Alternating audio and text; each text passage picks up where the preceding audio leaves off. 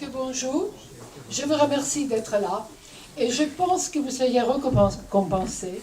D'abord parce que le film sur le Sikkim est une merveille et c'est parce que le Sikkim est une petite bout de terre qui est encastrée entre le Tibet, le Népal et le Bhoutan. Mais je pense que l'événement principal de la soirée, c'est la présence du réalisateur. Je vous présente M. Bourguignon, qui est intarissable en commentaire concernant cette époque où l'Occident découvrait l'Orient et qui rêvait de l'Orient, et que, d'une certaine façon, ici en Occident, nous avons commencé à comprendre que le tout progrès n'était pas peut-être un plan pour l'avenir du monde, chose qu'on réalise malheureusement aujourd'hui. Avant de passer la parole à M. Bourguignon, je voudrais remercier profondément M. Panier, son équipe et la société Arche qui nous a permis de réaliser cette séance. Et je passe la parole à M. Bourguignon pour lui demander de vous présenter très brièvement les conditions complètement extraordinaires qui l'ont aidé à faire ce film sur un pays qui était complètement fermé aux étrangers, qui n'avait pas encore connu la mode occidentale. Je vous remercie.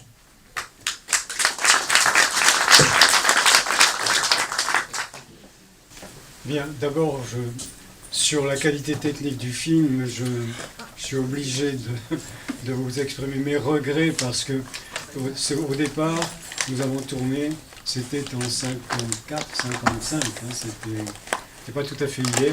Nous avons tourné en 16 mm, qui ensuite a été gonflé en format professionnel 35.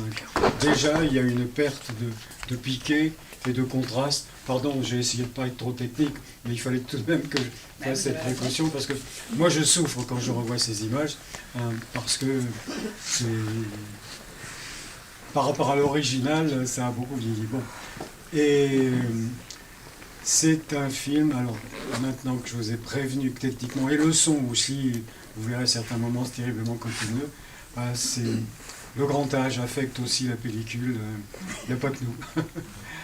Et donc, ce que vous souhaitez que je raconte, c'est les conditions dans lesquelles nous sommes allés.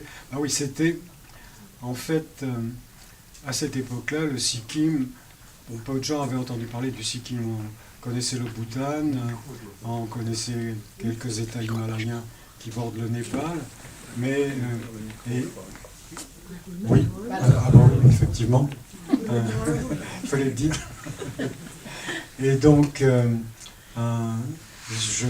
j'avais envie d'y aller parce que j'avais vu un certain nombre de photos et puis j'avais... Enfin, le Sikkim, ça me travaillait. Moi, je sortais à ce moment-là d'un problème de santé, que j'avais fait partie d'une expédition à Bornéo, et j'avais failli laisser ma peau, j'étais revenu, et terriblement frustré de ne pas avoir pu faire ce que je souhaitais faire à Bornéo. Je voulais faire un grand poème sur l'exploration, sur la rencontre avec les peuples premiers. Et ça n'avait pas eu lieu. Et quand je suis revenu, avant même d'être guéri, parce que j'ai des séquelles pendant 5 ans environ, j'allais à l'Institut Pasteur, on me faisait des piqûres, etc. Et je préparais activement notre départ pour le Sikkim. Je dis notre parce que j'avais réuni une équipe de 3 de mes amis autour pour faire ce film. Et je suis rentré, je crois, sortant à peine du coma au mois de mai, et au mois de septembre, nous partions pour le Sikkim. Et l'altitude, le grand air, ça m'a guéri. Et ce qui est amusant surtout, c'est que quand j'y suis parti, comme nous n'avions à cette époque-là, pour les jeunes qui, comme moi, rêvaient de vérifier que la Terre était ronde, pour pouvoir partir, étaient obligés d'essayer de trouver des sponsors. C'est facile, relativement facile quand on a déjà fait quelque chose, mais quand on n'a encore rien fait, c'est pas tellement évident. Et donc,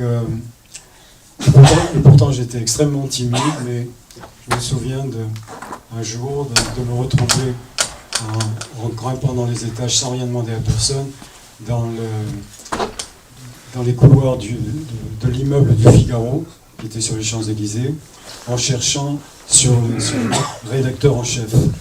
Et j'ai trouvé la porte du rédacteur en chef, j'ai frappé, on est entré, il me dit qu'est-ce que vous voulez? Et je lui ai dit, ben voilà, je vais partir dans un pays où on n'a pas le droit d'aller, on n'a pas l'autorisation, mais si on y va, ça vaudra la peine et je vous propose de vous faire une série de reportages. Et il m'a dit, mais si vous n'avez pas d'autorisation d'y aller, comment vous allez faire? Je dis, je me débrouillerai, mais je ne veux pas vous mentir, en principe on n'a pas le droit, mais on ira. Et ça a marché, il nous a donné une avance sur reportage, et on a eu, c'était l'époque où le Figaro consacrait sa dernière page à, en général, un grand récit de voyage, voilà, pleine page, et pendant toute une semaine, on a eu ça.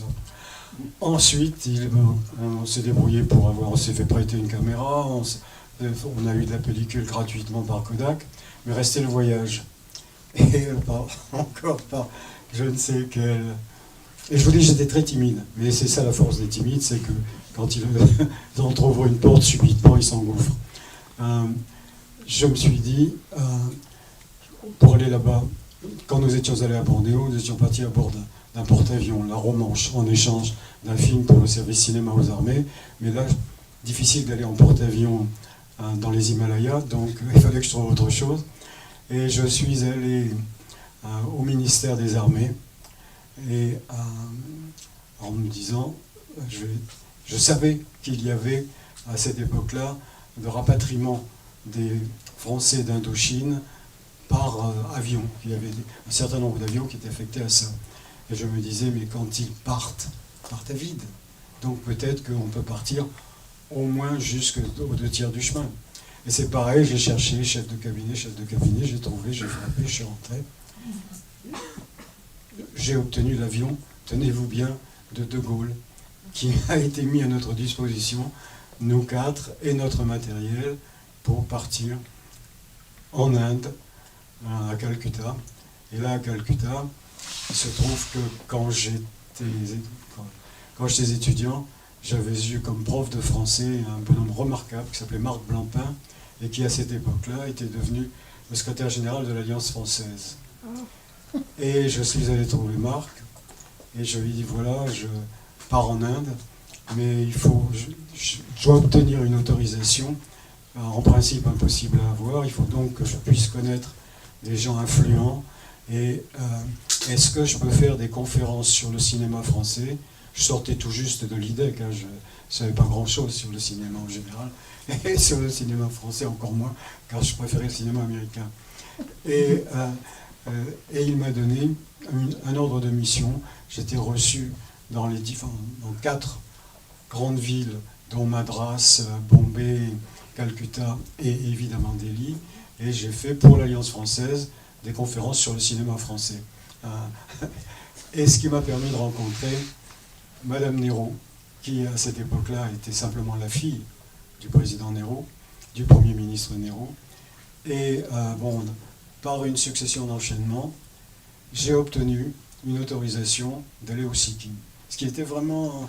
Ça ne se donnait pas à cette époque-là, parce qu'en fait, il y avait des incidents de frontières réguliers entre la Chine et l'Inde, à cet endroit-là, et à part le Bhoutan qui était à peu près autonome, le Sikkim était une sorte de protectorat de fait de l'Inde et les Chinois. Et c'est au Sikkim qu'était le principal col qui permettait de relier Lhasa au sud du continent indien, qui s'appelle le Natula. Et il y avait constamment des escarmouches entre les Chinois. Enfin, on a réussi à obtenir ça, mais j'ai eu l'autorisation d'y aller pour, je crois, 10 jours. 10-12 jours. 10-12 jours, c'était absurde. À partir du moment où c'est les montagnes russes, on descend à peu près à la hauteur du niveau de la mer, dans la jungle, il y a des tigres, il y a des moustiques, et puis le soir, on est à 3000 mètres, et c'est ça le Sikkim, c'est vraiment de la tôle ondulée. Et pour aller d'un monastère à un autre, ce qui était notre but, il fallait en général 2 jours. Une journée pour descendre, une journée pour remonter. Et donc, à partir du moment où on était là, et où on était parti, moi j'ai dit, on y est, on y reste. Et quand je suis revenu à Darjeeling, qui était la ville la plus proche de Gangtok, qui était la capitale du Sikkim, j'ai eu affaire à la police indienne, etc. Et j'avais certes, je ne suis pas doué pour être un faussaire.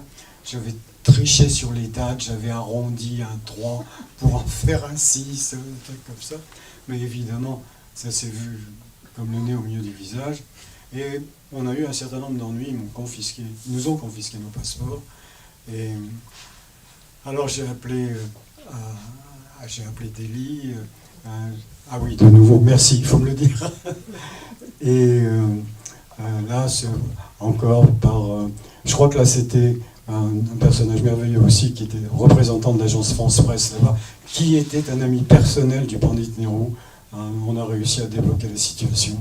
Et on est revenu à Calcutta. Nos ennuis n'étaient pas terminés. Là, de nouveau, j'étais convoqué à la police, etc. Et puis, j'ai perdu pas à certains moments. Et alors, j'essayais de savoir. On me faisait passer de bureau en bureau, 3 étages. J'ai d'abord reçu un, on me posait des questions, le type prenait des notes, et puis il ne faisait pas de commentaires. Et il me disait, bah, maintenant, vous êtes attendu dans tel... Alors, je montais, j'arrivais dans le bureau.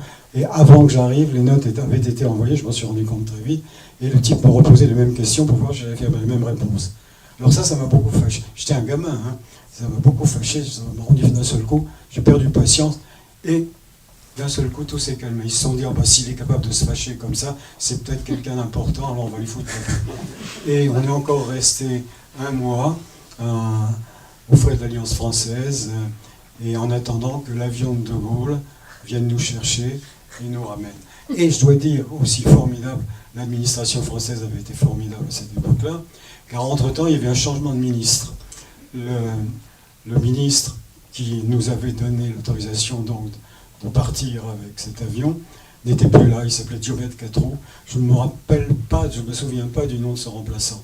Mais heureusement, les ministres changent, mais en général les fonctionnaires demeurent.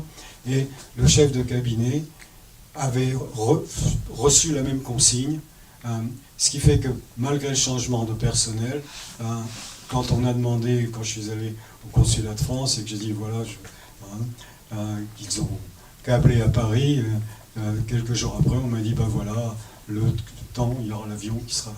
Donc ça c'est la parenthèse que vous vouliez que j'ouvre. J'y tenais parce que ça vraiment ça relève du miracle comment ce film a été fait. Et je vous remercie beaucoup.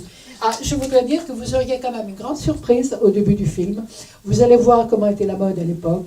Le personnage qui présente le film fume 2 cigarettes pendant 3 minutes.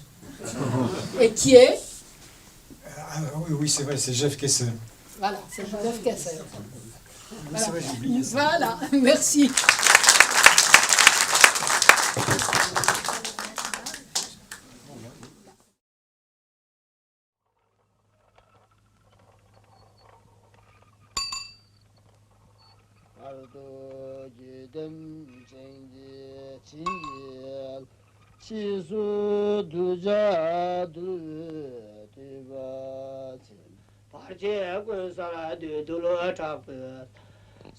Angden, l'enfant lama, sera un jour le chef du monastère, car des signes ont révélé qu'en lui s'était réincarnée l'âme d'un sage.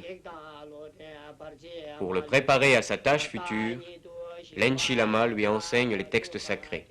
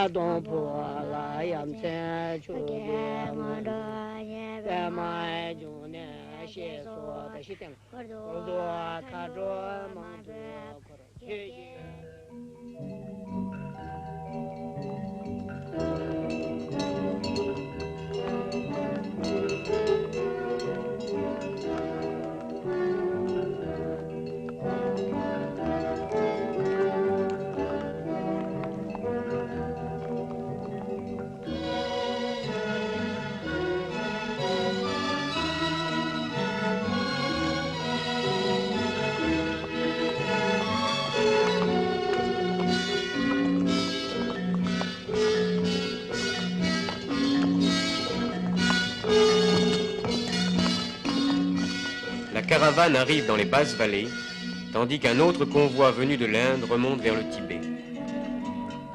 Les mouvements des caravanes constituent le système vital du Sikkim, car les convois de mules demeurent le seul mode de transport possible à travers les Himalayas. Si vous avez des questions concernant le Sikkim, mais je comprends aussi que vous n'en ayez pas. Vous n'avez pas eu de contact avec la famille royale à l'époque? Si, bien sûr, Ouais. le roi était un vieux bonhomme très, très humble, très, très adorable. Alors, Vous n'avez pas fait d'image, vous n'en avez pas d'autres? je n'ai... Si, j'ai des tas de photos, Ouais. mais je n'ai pas... Parce que lui-même, Par pudeur et par... En fait, de toute façon, mon propos était d'être dans ce monastère, mais il était une sorte d'otage du gouvernement indien. Oui, Il n'était pas libre de ça. Et on disait, il était veuf, hein, et on disait que depuis la mort de la Maharanée, qui avait eu lieu une quinzaine d'années auparavant, il était devenu l'ombre de lui-même. Enfin, mais c'était un petit bonhomme très humble, charmant. Je me souviens, je vous avais invité à un dîner. C'est la première fois où j'ai eu à manger des petits pois avec des baguettes. Parce que les petits pois, là-bas, c'était un mets de choix. Et essayer de les manger avec des baguettes.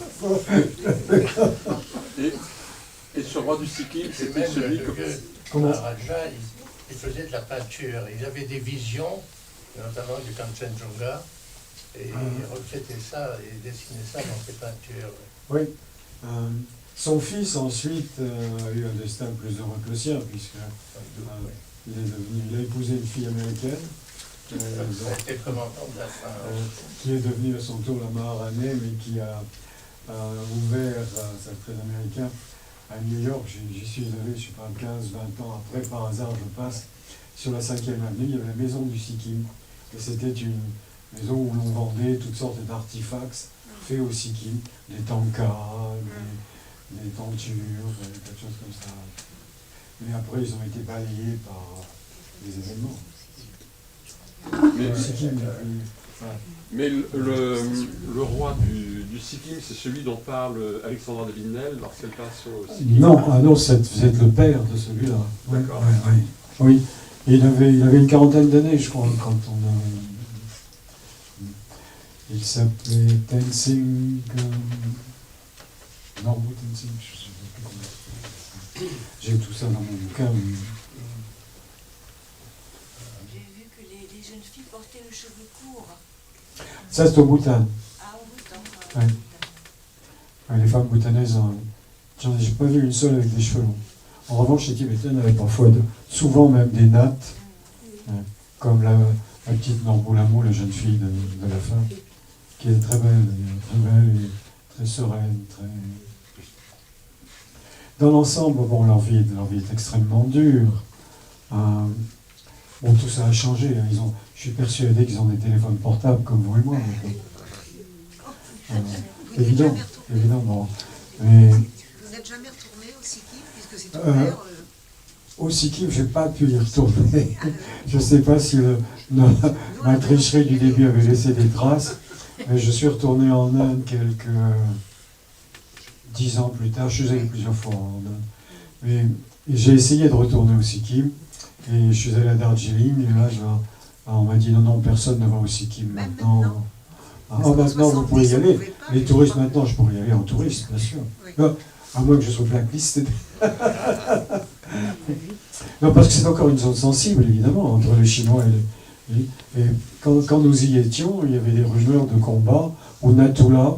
Je ne sais pas si vous vous souvenez, à un certain moment, il y a des bannières de prière et des mules et des petits chevaux qui descendent. C'est 500 mètres avant le col, avant le Natula.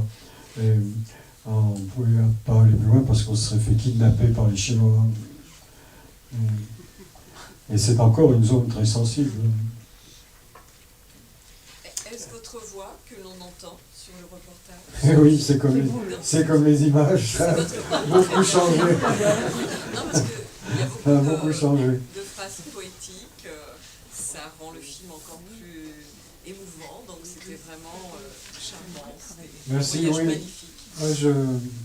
Moi, c'est évident que je ne suis ni ethnologue ni anthropologue et que ma vision était essentiellement politique, si on peut dire. Mais enfin, quand même, j'étais pas tout à fait ignare et je connaissais un certain nombre de choses sur le bouddhisme tibétain, pour ne pas dire trop de bêtises. Mais ce qui m'intéressait, c'était l'âme des gens. Et oui, effectivement, avec le recul, vous vous rendez compte, c'était en 54-55.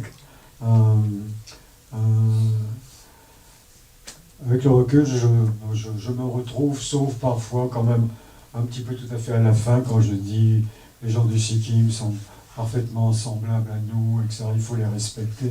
C'est une naïveté, ça partait d'un bon sentiment, mais enfin c'était très naïf. Surtout que maintenant, je dirais, en fait, par bien des plans, ils nous sont restés supérieurs, parce qu'il y a des tas de choses qu'ils connaissent que nous avons perdues. Nous en connaissons d'autres qu'ils ne connaissent pas, qu'ils vont bientôt connaître d'ailleurs, par l'intermédiaire des smartphones. Il y a de moins en moins de différence entre... On est dans l'antre des arts primitifs, et il y a de moins en moins de différence maintenant. Enfin, le primitif en nous revient, mais par son côté le moins bien, par l'ensauvagement.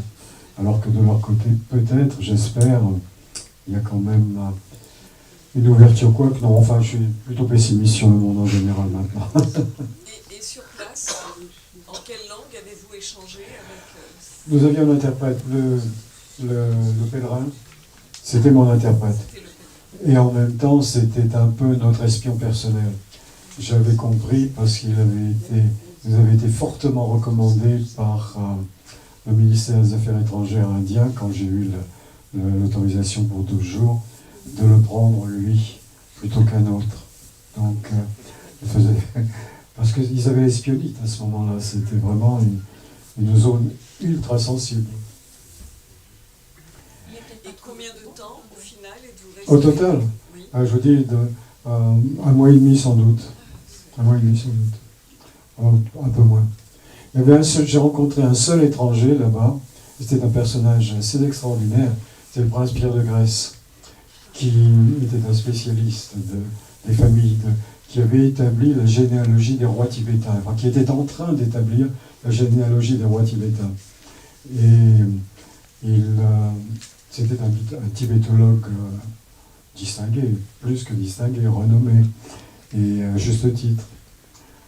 Et pour l'anecdote, c'est grâce à lui que la nuit de Noël, je crois, j'ai pu prendre un bain dans une baignoire, car c'était le prince Pierre de Grèce, il se promenait un petit peu encore comme on se promenait à l'époque de la Compagnie des Indes, et il avait c'est tout un attirail, il avait une caravane de mules, et parmi les paquets portés par ces mules, il y avait une tente anglaise, tente que Rudyard Kipling a dû connaître en son temps, qui était une fois montée, un véritable appartement, avec une pièce d'entrée, une sorte de salon, une chambre et une salle de bain avec, en canvas, en tissu extrêmement costaud, une baignoire qui se pliait, se dépliait, et que des Sherpas remplissaient d'eau chaude. C'est la seule fois où, pendant ce temps, on a pu prendre un bain. J'ai pu prendre un bain. Là aussi, qu'il est au bout de temps. Pardon ? Ce que nous voyons, c'est entièrement dominé par le bouddhisme. C'est essentiellement bouddhiste. Mais ce sont des nuances différentes de bouddhistes selon les latitudes. Mais enfin, il reste tout de même. Mais par exemple, au Sikkim, il y a une quantité de légendes qui remontaient sur la généalogie des rois du Sikkim, et en particulier sur ce que je raconte de ce lama qui avait tué ce roi tyran, etc.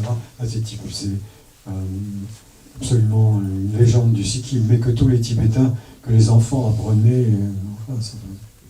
Mais ceci dit, il y a beaucoup de chamanisme au Sikkim. Ah, complètement, bien sûr. Bien sûr. Bien sûr.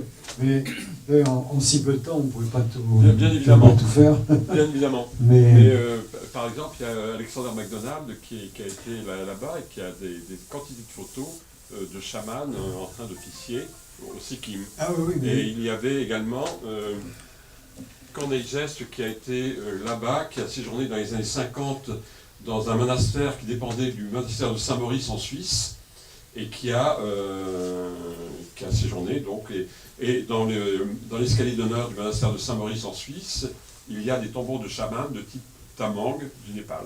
Parce qu'en fait, il y avait une forte communauté népalaise au Sikkim. Puisque Isabelle Massieu, dans les années 1908, quand elle y passe, se plaignait que les Népalais déboisaient trop et que ça provoquait des problèmes, ça provoquerait des problèmes écologiques. En 1908, elle notait déjà le problème. Mais à ce monastère Pemayance, il y avait une pièce qui m'intriguait. À l'étage du monastère, il y avait on y accédait par un escalier branlant. Il n'y avait jamais personne. C'était un lieu mystérieux qui m'intriguait beaucoup. Et je suis monté et j'ai poussé une porte et j'ai été accueilli par le toile d'araignée qui était vraiment inondé de toiles d'araignée.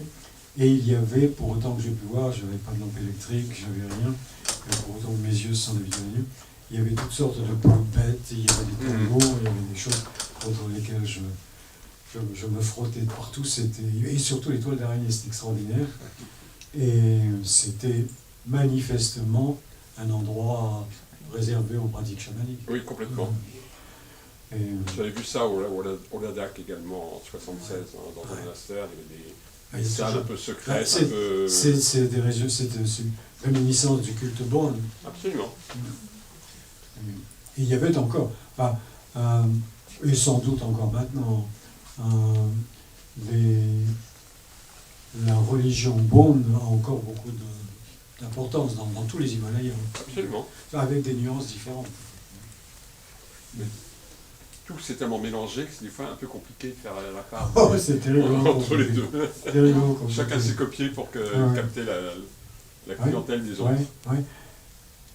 Oui, c'est ça. Des joutes.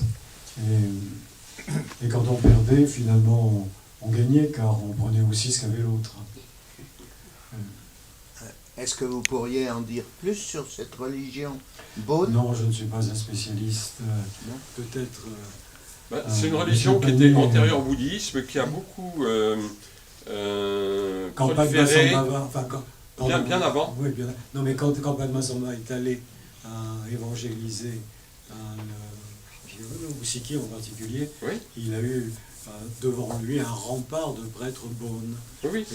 Et il y a eu des joutes. Mais il est même probable qu'il était bon à l'origine, parce qu'en fait, il venait de la vallée du Swat, qui était donc dans l'ancien empire de Zhangzang, qui était le centre de création, où a évolué la religion bonne, qui était probablement déjà une évolution de religion chamanique.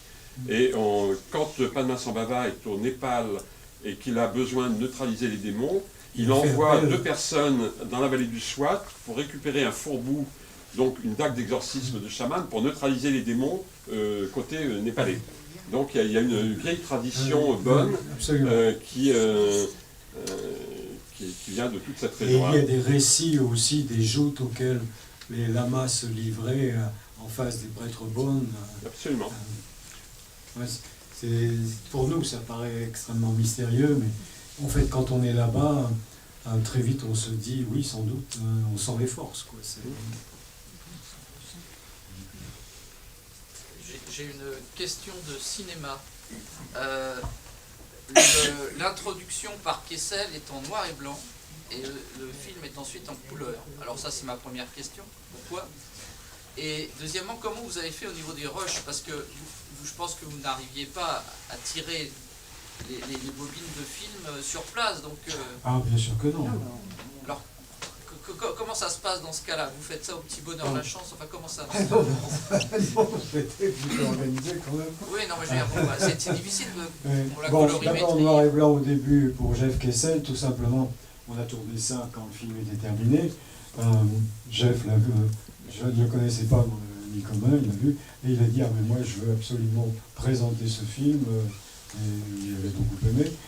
Et donc on l'a tourné, et alors, comme le film pour la distribution était en 35 mm, on a tourné ça en noir et blanc, 35 mm, tout simplement. Parce qu'à cette époque-là, on ne tournait pas beaucoup en couleur. Tous les films de fiction qui se faisaient étaient en noir et blanc. Donc on a tourné en 35. Oui. Et la deuxième partie de la réponse, j'avais organisé quand on est, je crois une seule fois, là, dès que j'avais réussi à être très copain avec un patron de caravane, et il a redescendu jusqu'à la frontière, jusqu'à Kalimpong, jusqu'à la frontière avec l'Inde, ou jusqu'à l'Algérie, je ne sais plus, des bobines que nous avions tournées, et là, il les a postées à l'Alliance française, qui, par l'intermédiaire du consulat de Calcutta, les a envoyés en France par la valise diplomatique. Parce que moi aussi, comme nous avions tourné dans une zone sensible, je ne voulais pas non plus qu'on risque de confisquer notre matériel quand on est sorti. Et alors ça veut dire que vous avez tourné entièrement sans savoir Sans les voir, bien sûr. Bien sûr, il n'y avait pas d'autre. Vous savez, j'ai tourné pas mal de choses comme ça, jusqu'à mon premier film de fiction. Tout ce que j'ai tourné, je le voyais 3 mois ou 4 mois plus tard. Mais bon, c'est ni plus mal, ni horrible. De toute façon, il n'y avait pas d'autre solution. On ne pouvait pas développer sur place. Non, moi, je ne comprends pas très bien. Donc, vous avez reçu un ordre de mission de l'Alliance française, c'est ça? Alors, c'était annexe. Ce qui m'a permis d'avoir l'autorisation. Mais quel était... Pardon? C'est étrange, non? Je ne m'explique pas comment ça se fait que l'Alliance française vous a... Je vous ai dit, j'avais eu comme professeur de français, Marc Blancpain, qui entre-temps, donc c'était 10 ans avant, ou 8 ans avant, et Marc Blancpain était le président de l'Alliance française. Oui. Et donc, avant de partir, je suis allé le trouver, je lui ai demandé s'il pouvait me... Je ne connais peut-être pas assez bien les missions de l'Alliance française. Qu'est-ce qui vous paraît étrange là-dedans? C'est très clair, c'est ça? C'est la mission, monsieur Perrin peut-être, vous êtes la mission au Sikkim. Mais non, c'était pas au Sikkim. C'était en Inde, pour faire des concours. Le cinéma français ou le cinéma de c'est pas ce que c'est. Non, il s'agissait pour moi d'être introduit dans le milieu plus ou moins intellectuel ou diplomatique, de façon à essayer de...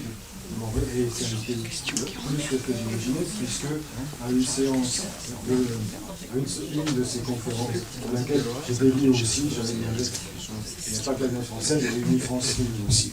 Unifrancine, qui est l'organisme tutélaire de la distribution du cinéma français, on m'avait confié un certain nombre de bobines, de films.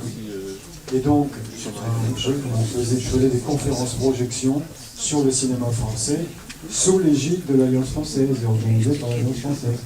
Et donc, à une de ces séances, à Delhi, Madame Leroux, qui parlait pas français comme vous et moi, était venue, j'avais fait sa connaissance, et de fil en aiguille, j'ai obtenu l'autorisation. Désolé, la connexion de l'Alliance française était remontée à, je crois que c'est quand j'étais en 3e, que j'avais Marc Blancpain comme prof. Et on voulait sympathiser, on allait marcher. Et j'avais déjà un petit nom comme jeune cinéaste, et quand je lui ai téléphoné, je me suis dit, qu'est-ce que vous devenez? Tu vois comment les choses se sont faites. Je ne sais pas du tout où en est l'Alliance française maintenant, si ce serait possible. Oui, ce serait sans doute possible, même peut-être plus facile. Non, je ne sais pas. Elle a 60 ans, hein. On voit pas. Elle a des blagues. Elle a plus que 60 ans, je pense. 54, 55, je fais compte. C'est sûr, Vous